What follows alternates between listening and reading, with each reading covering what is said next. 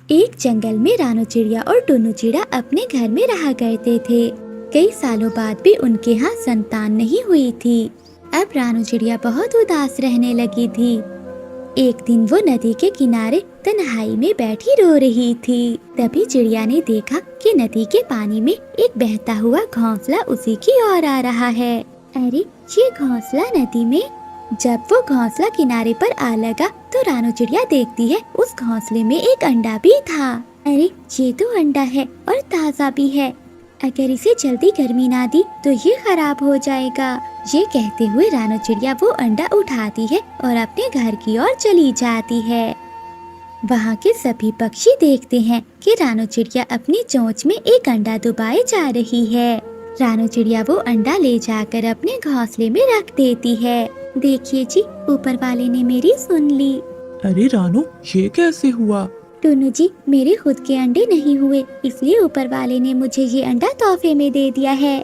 अब मैं इसकी देखभाल करूंगी और इसकी परवरिश में अपनी पूरी जान लगा दूंगी। ऐसे ही कुछ दिन बीत जाते हैं।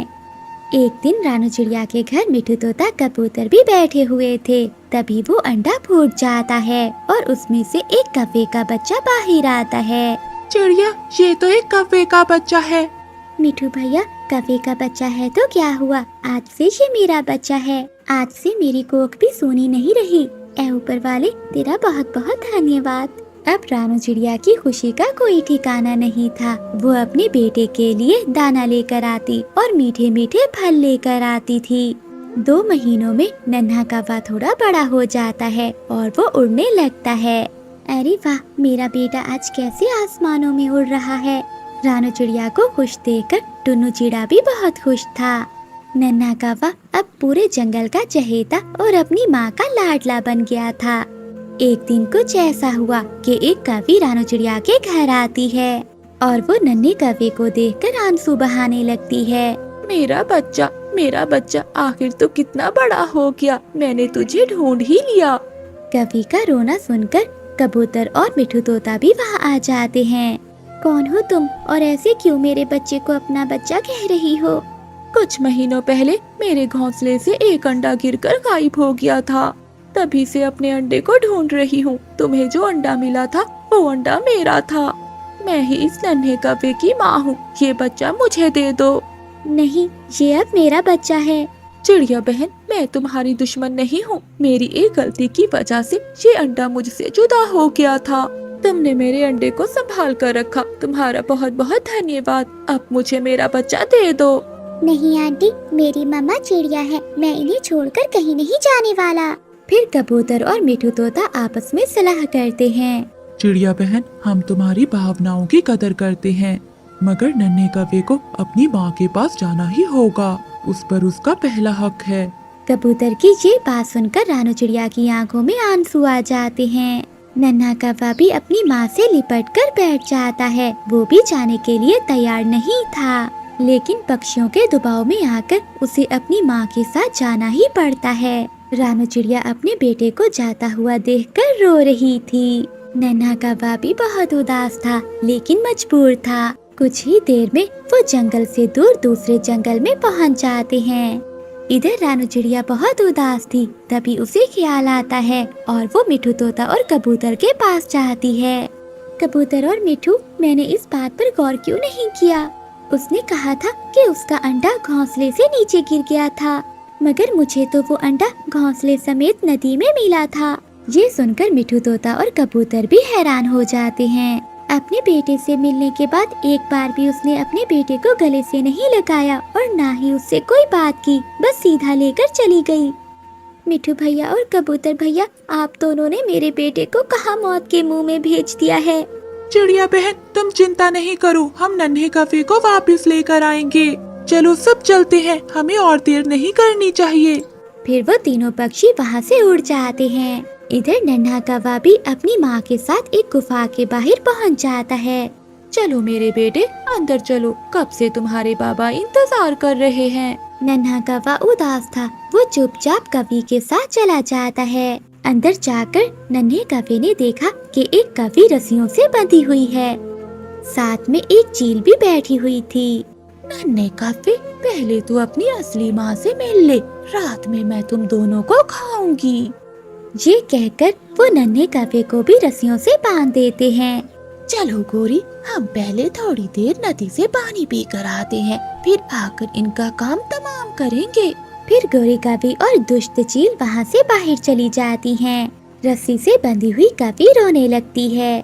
आप कौन हैं? और वो कव्वे कौन थी? वो कव्वे मुझे यहाँ क्यों लाई? और वो चील कौन थी? मुझे कुछ भी समझ नहीं आ रहा कि यहाँ चल क्या रहा है। तभी रानू चिड़िया, मिठू तोता और कबूतर नन्हे कव्वे को ढूंढते ढूंढते उस गुफा में आ जाते हैं। मेरे बेटे, मैंने अभी उस कव्वे को एक दुष्ट चील के साथ इस गुफा से बाहर जाते हुए देखा है। शुक्र है मेरे बेटे तुम ठीक हो। माँ, आप आ गई। मुझे लगा कि मैं आपको देखे बिना ही मर जाऊंगा। नहीं मेरे बच्चे, ऐसा मत बोलो। फिर मिठू तोता कबूतर मिलकर उन दोनों को रस्सियों से आजाद करवा लेते हैं। अरे अब ये कव्वे कौन है? आप सबका हमें बचाने का बहुत बहुत शुक्रिया। मैं आपको सच बताती हूँ नन्हे कव्वे, ये जो कव्वे तुम्हें यहाँ लेकर आई है, ये मेरी बहन है। ये कभी माँ नहीं बन सकती है, इसलिए जब ये तुम्हारे बाबा को मेरे साथ देखती थी तो मुझे खत्म करने के प्लान बनाती थी। बस मुझे मारने के लिए इसने इस दुष्ट चील से दोस्ती कर ली। एक दिन मैंने अंडा दिया था, तभी मुझे एक पक्षी से खबर मिली कि मेरी बहन गोरी एक चील के साथ मिलकर मेरे अंडे को खत्म करने के लिए आ रही हैं। मैंने और तुम्हारे पिता ने घोंसले समेत अंडे को नदी में बहा दिया, जिससे कि उसकी जान बच जाए। उस दुष्ट चील ने मेरे पति यानी तुम्हारे पिताजी को मार दिया और मुझे इस गुफा में कैद कर दिया। गोरी ने कहा था कि वो मेरे अंडे को ढूंढकर मेरी आंखों के सामने खत्म कर देगी। तभी से गोरी मेरे अंडे को ढूंढ रही थी, लेकिन ऊपर वाले ने मेरे अंडे को बचा कर रखा। उस अंडे से निकलकर तुम इतने बड़े हो गए, आज मेरे सामने खड़े हो। सच में मेरे बच्चे, मैंने तुम्हारी जान बचाने के लिए खुद से दूर रखा। ये सुनकर सभी को बहुत दुख होता है। माँ, मैं जानता हूँ आप मेरी असली माँ हैं, मगर चिड़िया ने भी मुझे अपनी माँ की तरह पाला है। मैं इनके बगैर नहीं रह सकता। माँ, बेहतर यही होगा कि आप भी मेरे साथ चलें। हाँ कव्वे बहन, नन्हा कव्वा बिल्कुल ठीक कह रहा है, आप भी हमारे साथ चलें। हम दोनों मिलकर हमारे बच्चे को दो दो माओं का प्यार देंगे और अपनी जिंदगी खुशी से बिताएंगे। ये सुनकर वो कव्वे भी बहुत खुश हो जाती है। फिर वो सारे दूसरे जंगल के लिए चले जाते हैं।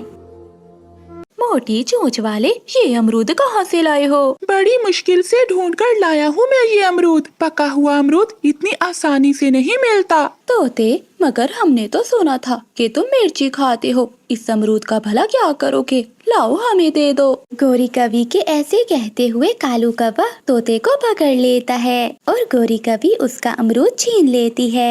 मिठू तोता रोता रहता है, मगर कालू कव्वा और गोरी कव्वे मिठू का अमरूद खा जाते हैं। दुष्ट कव्वो, मेरा अमरूद छीन लिया, मैं बहुत मुश्किल से लाया था। मिठू तोता ऐसे ही रोता रहता है, मगर गोरी कव्वे और कालू कव्वा वहाँ से चले जाते हैं। गोरी, ज्यादा अमरूद तुमने खा लिया है, मेरा पेट अभी तक नहीं भरा।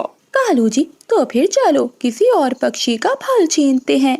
हमें कौन सा मेहनत से ढूंढ कर लाना है। ऐसे वो दोनों बुरे कव्वे पेड़ की ऊंची डाल पर बैठ जाते हैं। उन्हें दूर से बुलबुल दिखाई देती है। वो बुलबुल के पास जाते हैं। चुपचाप ये सेब हमें दे दो, वरना लाठी से मारूंगा। नाना कव्वो, मुझे लाठी से न मारना, ले आप ये सेब ही खा लें। बुलबुल अपना सेब देकर वहाँ से चली जाती है। कव्वे तो बहुत जोरों से हंस रहे थे।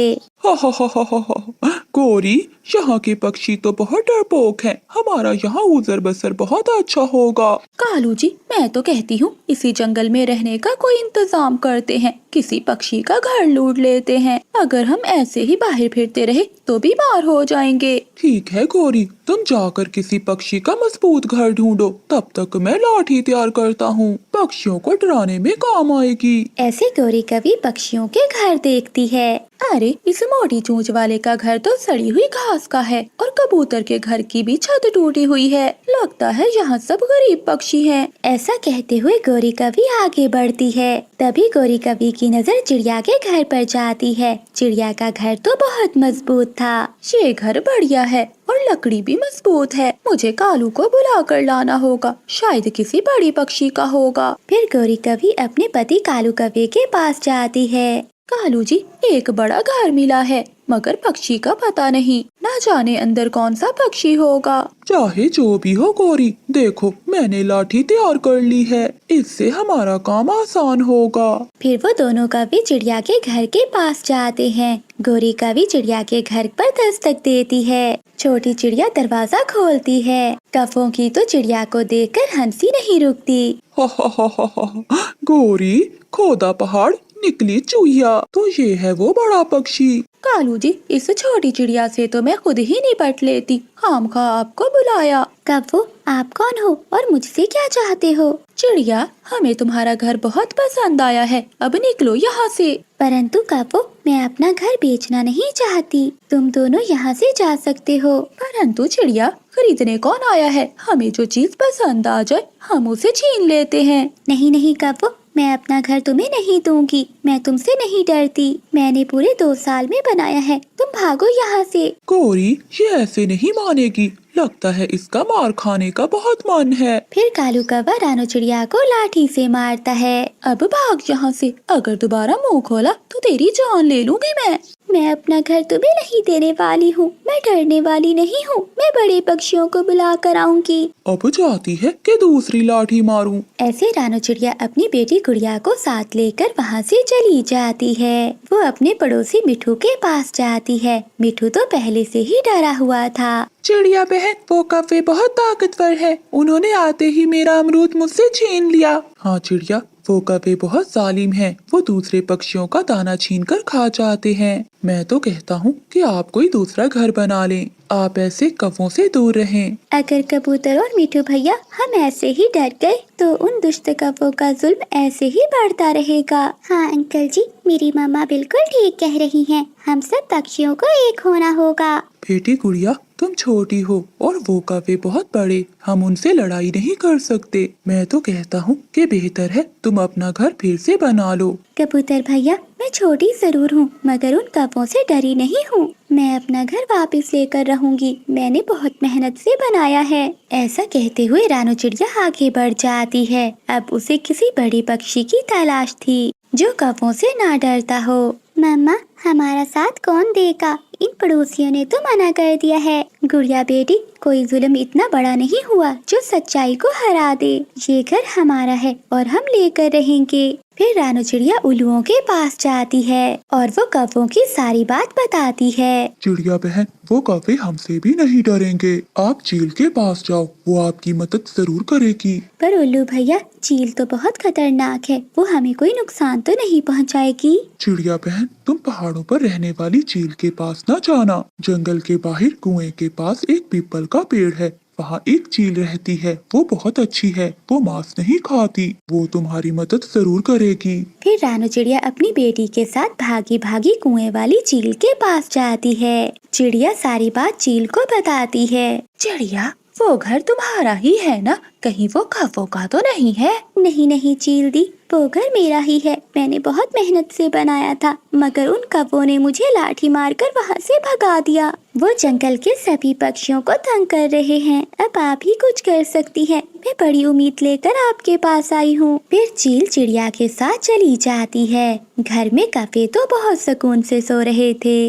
रानो चिड़िया जोर जोर से दरवाजा खटखटाती है। कालू जी, लगता है चिड़िया फिर से आ गई है। गौरी, आज मैं इसकी जान ले लूंगा, मेरी नींद खराब कर दी। फिर वो कौवे लाठी लेकर बाहर आते हैं, मगर उन्हें क्या पता था कि चिड़िया अपने साथ चील को लेकर आई है। फिर चील कालू कौवे की लाठी छीनकर उसकी खूब पिटाई करती है। गौरी कौवी तो रोने लगती है। चील दी, मेरे पति को छोड़ दो, वो मर जाएगा। चिड़िया, चील को रोको, मेरा पति मर जाएगा, हम ये जंगल छोड़कर चले जाएंगे, चील को रोक दो। फिर रानो चिड़िया चील को रोक देती है। अगर फिर से मैंने तुम्हें इस जंगल में देखा तो मैं तुम्हें मार मार कर जान से ही मार दूंगी। नहीं नहीं चील दी, आज से हम मेहनत करके खाएंगे और किसी पक्षी को भी नहीं तंग करेंगे। फिर वो कौवे वहाँ से जंगल छोड़कर भाग जाते हैं। फिर चिड़िया अपनी बेटी के साथ खुशी खुशी अपने घर चली जाती है।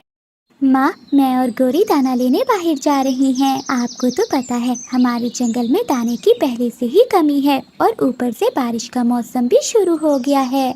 इसी कारण पूरे जंगल में पानी ही पानी जमा हो गया है। हमारे जंगल के खेतों में भी अब कोई दाना नहीं रहा। बस इसलिए माँ, मैं और गोरी दाना लेने दूसरे जंगल जा रहे हैं। हमें आने में थोड़ी देर हो जाएगी। ठीक है रानो बेटी, तुम्हारे साथ गोरी है इसलिए मुझे कोई चिंता नहीं है। फिर भी तुम दोनों अपना ध्यान रखना और शाम होने से पहले लौट आना। हाँ माँ, मैं लौट आऊंगी। अब मैं चलती हूँ। फिर रानू चिड़िया अपने घर से निकलती है। वो गोरी कवि के दरवाजे पर जाकर दस्तक देती है। गोरी, गोरी बहन दरवाजा खोलिए। फिर गोरी कवि दरवाजा खोल देती है। चिड़िया, कहो कैसे आना हुआ? गोरी बहन, क्या आप भूल गई कि आज हमें दाना लेने दूसरे जंगल जाना था? अरे हाँ चिड़िया, मैं तो भूल ही गई थी। चलो चिड़िया, चलते हैं। फिर वो दूसरे जंगल के लिए उड़ जाती हैं। अभी उन्हें रास्ते में गए हुए थोड़ी देर ही हुई थी, तभी अचानक बारिश शुरू हो जाती है। चिड़िया, ये बारिश भी बहुत होशियार है। जब हम घर पर थे तब तो नहीं आई और जैसे ही हम बाहर आए तो ये भी शुरू हो गई है। गोरी बहन, आप ही ना, हमें कहीं पर रुकना होगा। तभी रानू चिड़िया को ऊपर से कबूतर चाचा के चाय का ढाबा नजर आता है। चलिए गोरी बहन, इस मौसम में कबूतर चाचा की गरम गरम चाय पीते हैं। वो दोनों कबूतर चाचा के ढाबे पर चली जाती हैं। कबूतर चाचा की चाय पूरे जंगल में फेमस थी, इसलिए कबूतर चाचा के ढाबे पर हमेशा भीड़ लगी रहती थी। अरे ओ कबूतर चाचा, जल्दी से हमें चाय दो, हमें आगे भी जाना है। हाँ हाँ गोरी, अभी देता हूँ। फिर कबूतर चाचा उन दोनों को भी चाय देता है। माफ करना गोरी, चाय देने में देर हो गई है, मगर मैं क्या करूँ, दुकान पर बहुत ज्यादा ग्राहक थे और चाय देने वाला मैं अकेला ही हूँ। सारा काम मुझे अकेले ही करना पड़ता है। मेरे पास इसके लिए एक उपाय है कबूतर।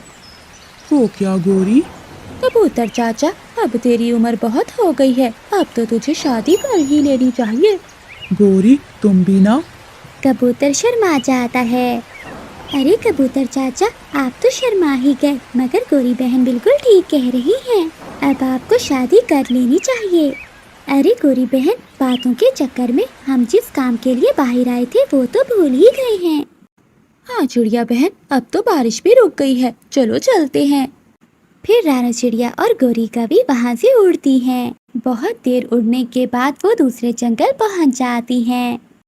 वो दाने की खोज करती हैं, मगर उन्हें दाना कहीं भी नहीं मिलता। वो थकी हारी एक पेड़ पर बैठ जाती हैं। चिड़िया, मुझे लगता है हमें यहाँ दाना नहीं मिलने वाला, चलो हम घर वापस चलती हैं। गोरी बहन, हिम्मत ना हारो। आपको तो पता है कि बारिशों का मौसम आ चुका है। हमें अपने घर में ढेर सारा अनाज जमा करना होगा। अब हम इतनी दूर आए हैं तो खाली पंखों वापस नहीं लौट कर जाएंगे। आप मेरे साथ चलें, हमें जरूर दाना मिलेगा। वो दोनों दाने की तलाश में उड़ ही रही थी कि बारिश फिर से शुरू हो जाती है। चिड़िया, ये बारिश फिर से शुरू हो गई, अब हमें कहीं ना कहीं रुकना होगा। गोरी बहन, वो देखिए, सामने पेड़ पर एक खाली घर है। चलिए हम उसमें जाकर रुकते हैं। नहीं नहीं चिड़िया, हम ऐसे अनजान घोंसले में भला कैसे जाएं? अगर वो घोंसला किसी शिकारी चील का हुआ तो? गोरी बहन, अगर हम ऐसी बारिश में भीगते रहे तो हम बीमार हो जाएंगे। ये भी तो हो सकता है कि वो घर हमारे जैसे किसी पक्षी का हो। फिर गोरी कवि मान जाती है और वो दोनों उस खाली घोंसले में चली जाती हैं। जैसे ही वो दोनों अंदर जाती हैं तो उन दोनों की आंखें फटी की फटी रह जाती हैं, क्योंकि वो घोंसला किसी मामूली पक्षी का नहीं बल्कि एक शिकारी चील का था, क्योंकि वहाँ पर अंडों के छिलके और हड्डियों के कंकाल पड़े हुए थे। अरे गोरी बहन, आप बिल्कुल ठीक बोल रही थी। ये घोंसला तो सच में किसी शिकारी चील का लगता है। इससे पहले कि वो शिकारी चील यहाँ आ जाए, हमें बाहर जाना होगा। वो दोनों घर से बाहर निकलने ही वाली थी कि उस घर की मालिक शिकारी चील वहाँ आ जाती है।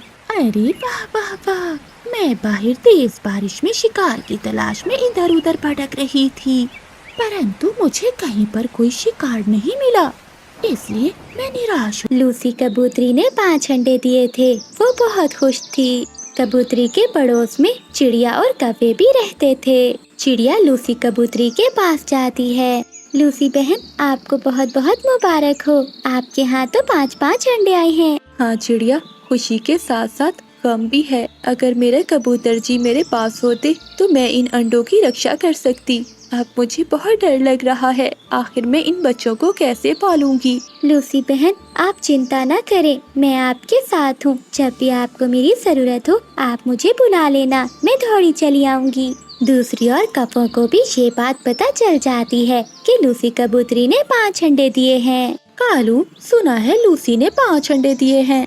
कालू जी, कितना अच्छा होता अगर वो चील उस कबूतर के साथ साथ इस लूसी को भी खा लेती। गौरी, तुम ऐसा क्यों बोल रही हो? भला लूसी के बच्चे हमारा क्या नुकसान करेंगे? कालू जी, वो मोटी लूसी क्या थी, अब उसके 5-5 अंडे भी आ गए। जब लूसी के बच्चे निकल आए हम तो भूखे मरेंगे। जंगल का सारा भोजन तो यही खा जाएंगे, हम क्या खाएंगे भला। हाँ गौरी, बात तो तुम्हारी ठीक है, कुछ न कुछ तो करना ही पड़ेगा।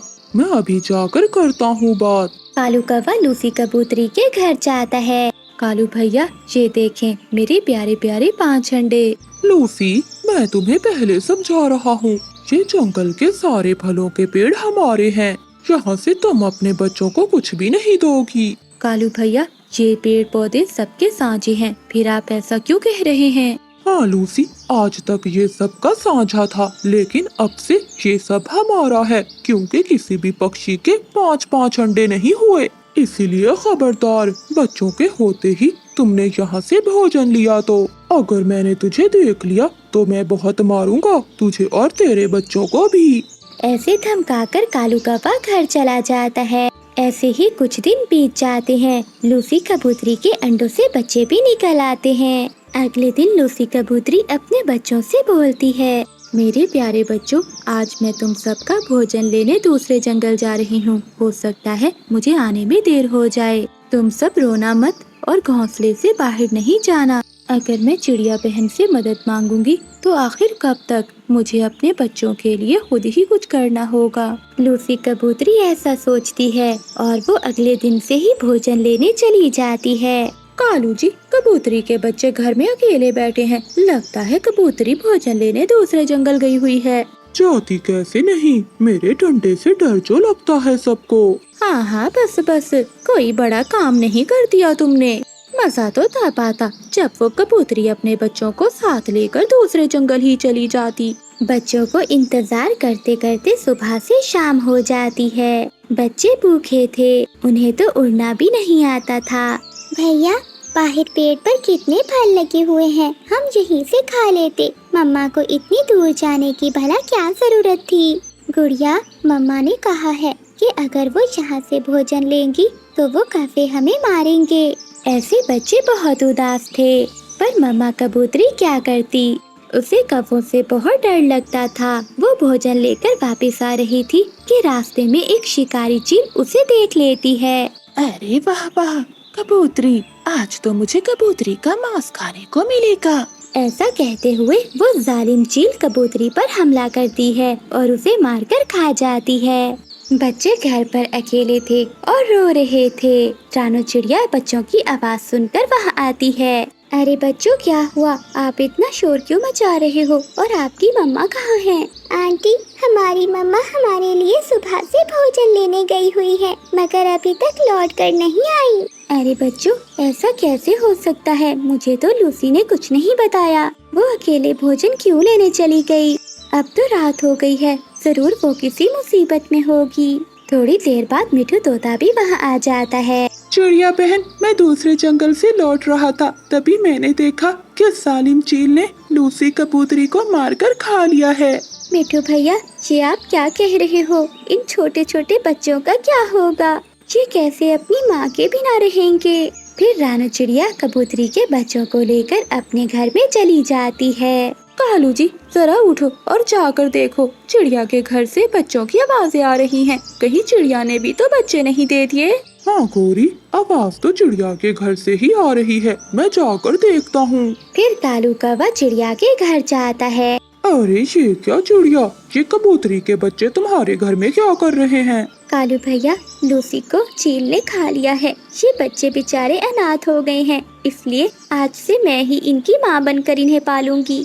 क्या चिड़िया, ये तुम क्या कह रही हो? अगर तुम्हें इन बच्चों को पालना है तो यहाँ से जाना होगा। क्यों कालू, ये पेड़ मेरा है और ये घर भी मेरा है, मैं नहीं जाऊंगी कहीं। चिड़िया, तुमने एक बार सुना नहीं, मेरे मामा जी आ रहे हैं और वो इसी पेड़ पर अपना घर बनाना चाहते हैं। वो सुबह ही आने वाले हैं, तुम जल्दी से इन बच्चों को लेकर यहाँ से चली जाओ, वरना मुझे निकालना अच्छे तरह से आता है। कौवे, मैं तुमसे नहीं डरती, मैं नहीं जाऊंगी। मैं भला इतनी जल्दी इन छोटे बच्चों के लिए घर नहीं बना सकती। क्या कहा? मेरी बात नहीं मानेगी? लगता है तू जानती नहीं मुझे। ये कहते हुए कालू कौवा डंडा उठाता है और कबूतरी के बच्चों को मारने लगता है। कालू बस करो, मेरे बच्चों को और न मारो, मैं चली जाऊंगी यहाँ से। हो, अब आई अकल ठिकाने, या और लगाऊं डंडे की मार, चल भाग यहाँ से। फिर रानू चिड़िया कबूतरी के बच्चों को साथ लेकर दुखी मन से वहाँ से चली जाती है। कालू कौवा हंसता हुआ अपनी पत्नी से बोलता है, गौरी, भगा दिया मैंने चिड़िया और कबूतरी के बच्चों को भगा दिया, और लूसी को भी एक चील ने खा लिया। अब कोई भी नहीं रहेगा हमारे पड़ोस में। अरे वाह वाह मेरे सुंदर पति जी, ये तो तुमने बहुत अच्छा किया। अब हम पास वाले घरों में किराएदार रखेंगे और वो हमें दाना देंगे। रात अंधेरी थी। चिड़िया खुले आसमान में अपने छोटे छोटे बच्चों को साथ लेकर खड़ी हुई थी। ऐ ऊपर वाले, मैं इन छोटे छोटे बच्चों को लेकर कहाँ जाऊंगी? अब आप ही मेरी कोई मदद करें, कोई रास्ता दिखाएं मुझे। रानू चिड़िया ऐसे रो रही थी। तभी वहाँ पर एक जादुई परी आती है। वो चिड़िया के लिए सबसे पहले एक सुंदर सा घर बनाती है। छोटी चिड़िया, ये जादुई घर है जहाँ पर तुम्हें भोजन की भी कोई कमी नहीं होगी। मैं इन छोटे बच्चों के लिए आई हूँ। आज से तुम इन छोटे बच्चों को साथ लेकर इसी घर में रहना। परी जी, आपका बहुत बहुत धन्यवाद। फिर परी वहाँ से आसमान में चली जाती है और चिड़िया कबूतरी के बच्चों को साथ लेकर घर में चली जाती है। अरे ये कौन सा फल है? पहले तो मैंने कभी नहीं देखा ऐसा फल। ऐसा कहते हुए गौरी कभी थोड़ा पास जाकर फल के पास बैठ जाती है। अरे ये फल तो बहुत स्वादिष्ट लग रहा है, मगर क्या करूं? अगर मैंने इस फल को खा लिया और मुझे कुछ हो गया तो? नहीं, मैं एक काम करती हूँ, पहले इस फल को किसी और को खिलाकर देखती हूँ, तब पता चलेगा। ये सोचते हुए गौरी कभी एक फल तोड़ती है और वहाँ से उड़ जाती है। थोड़ी दूर गौरी कभी को रानू चिड़िया मिलती है। चिड़िया देखो, मेरे पास कितना स्वादिष्ट फल है। अरे गौरी बहन, ये फल तो बहुत स्वादिष्ट लग रहा है, आपको कहाँ से मिला ये फल? चिड़िया, ये फल मुझे घनी झाड़ियों में से मिला है। ये फल बहुत स्वादिष्ट है, मैंने अभी अभी बहुत सारे फल खाए हैं। ये एक फल बचा हुआ था, सोचा तुम्हें ही दे दूं। अब तुम जल्दी से खाकर देखो ये कैसा है। तभी मिठू तोता और कबूतर भी वहाँ से उड़ते हुए जा रहे थे। वो उन दोनों को देखकर वहाँ आ जाते हैं। गौरी, ये फल कैसा है? क्या हमें भी थोड़ा सा दोगी? हाँ मिठू, क्यों नहीं। पहले ये फल चिड़िया को तो खाने दो, तुम्हें मैं और तोड़ कर देती हूँ। चिड़िया बहुत भोली थी, वो फल को खाने लगती है। अरे वाह गौरी, ये तो बहुत स्वादिष्ट फल है। ऐसा फल तो मैंने पहली बार खाया है। चिड़िया बहन, थोड़ा फल मुझे भी दो। जैसे ही रानू चिड़िया वो फल मिठू को देने लगती है तो रानू चिड़िया भी होश हो जाती है और वहीं पर गिर पड़ती है। अरे ये क्या हो गया चिड़िया को? चिड़िया तो बेहोश हो गई है। अरे गौरी, तुमने क्या खिलाया है चिड़िया को? कौन सा फल था ये? कबूतर, मुझे क्या पता, जिद कर रही थी कि उसे ये मीठा फल खाना है तो मैंने दे दिया। फिर अचानक चिड़िया को कुछ होने लगता है और वो एकदम से बहुत बड़ी हो जाती है और उड़ जाती है। चिड़िया, ये तुम्हें क्या हो गया? तुम अचानक से इतनी बड़ी कैसे हो गई? अरे मिट्ठू कबूतर भागो यहाँ से, ये चिड़िया तो भूतिया राक्षस बन गई है, वरना ये हमें खा जाएगी।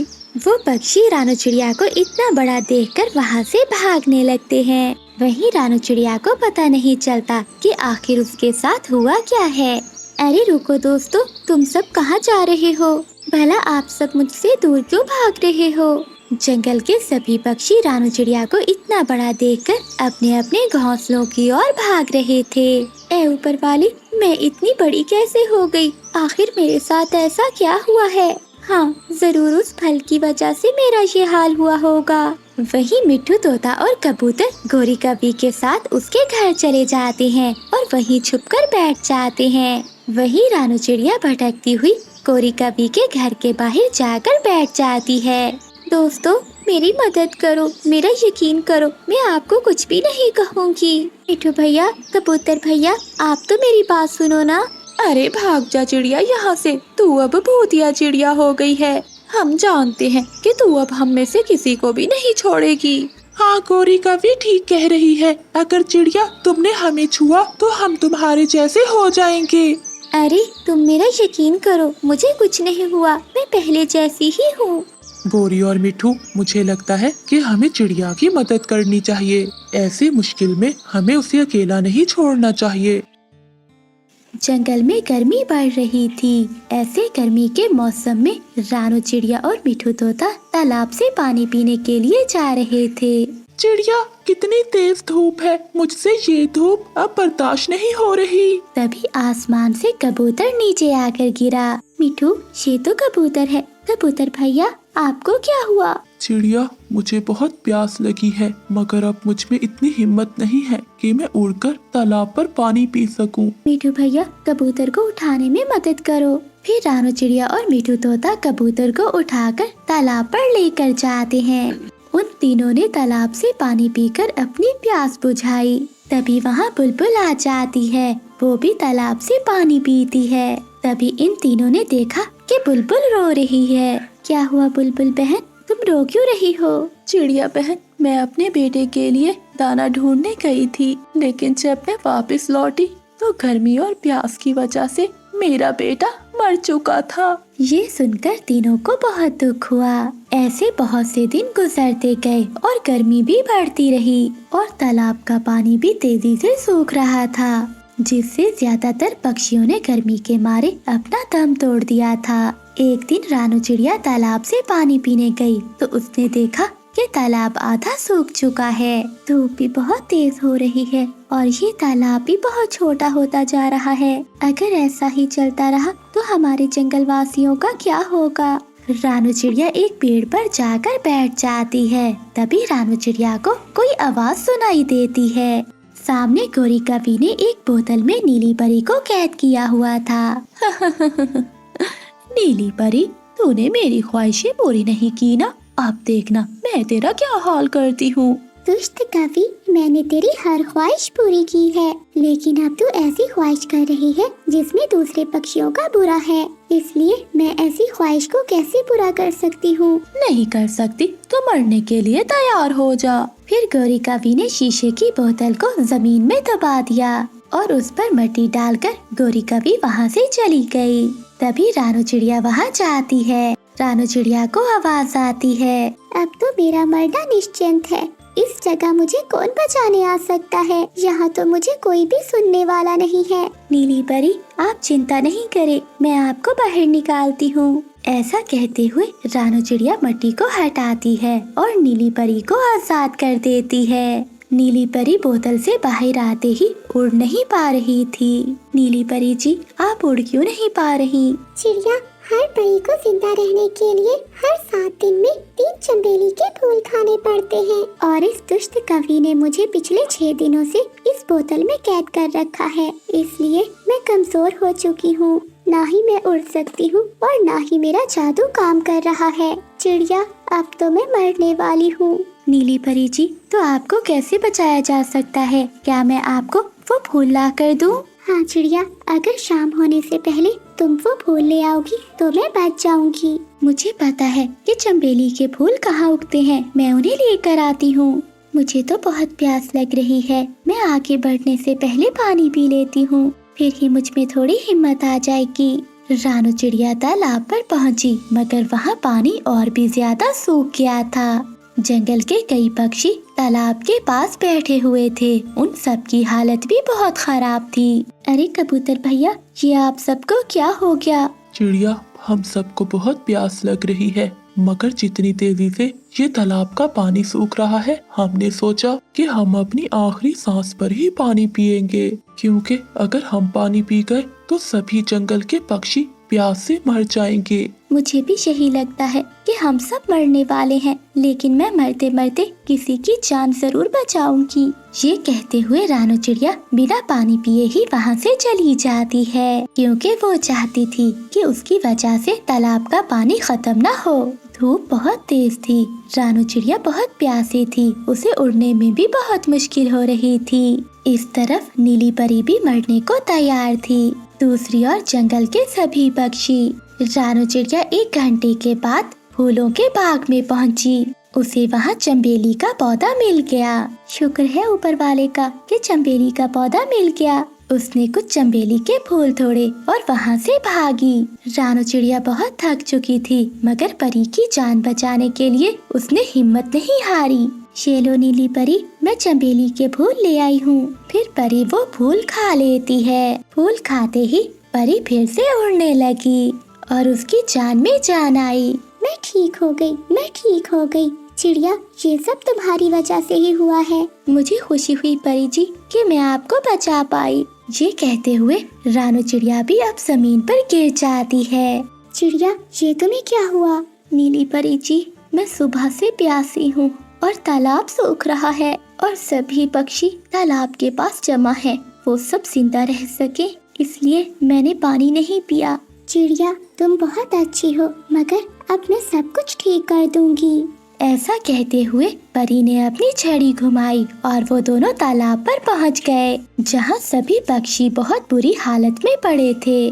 तालाब का पानी भी सूख चुका था। चिड़िया, तुम भी आ गई। लगता है हम सब एक साथ इस दुनिया से जाएंगे। ऐसा कुछ नहीं होगा प्यारे दोस्तों। ऐसा कहते हुए नीली परी ने अपनी छड़ी घुमाई और तालाब पूरा पानी से भर गया, जिसे देखकर सभी पक्षियों ने उठकर पानी पिया। पानी पीने से सभी पक्षियों की जान में जान आई और उन सब के चेहरे खिल उठे। नीली परी, तुम्हारी वजह से आज हम सब की जान बच पाई है। हमें समझ नहीं आ रहा कि हम तुम्हारा कैसे धन्यवाद करें। नहीं, मेरी जान रानू चिड़िया ने बचाई है, तभी तो मैं आप सबकी जान बचा सकी। चिड़िया, तुम्हारा बहुत बहुत धन्यवाद। हम बहुत भाग्यशाली है कि तुम जैसी एक अच्छी चिड़िया हमारी दोस्त है। सही कहा। और मैं आप सबको ये बताना चाहती हूँ कि ये तालाब अब कभी भी नहीं सूखेगा। तुम सब पक्षी जितना भी पानी पियोगे, सुबह होते ही ये तालाब फिर से भरा होगा। अरे वाह, अब तो मजा आ जाएगा। रानू चिड़िया बहुत गरीब थी। उसके छोटे छोटे 2 बच्चे थे। चिड़िया के बच्चे अभी अंडों से निकले भी ना थे कि पहले चिड़िया का पति मर गया था। गरीबी के कारण उन्हें एक वक्त तक का भोजन न मिलता था।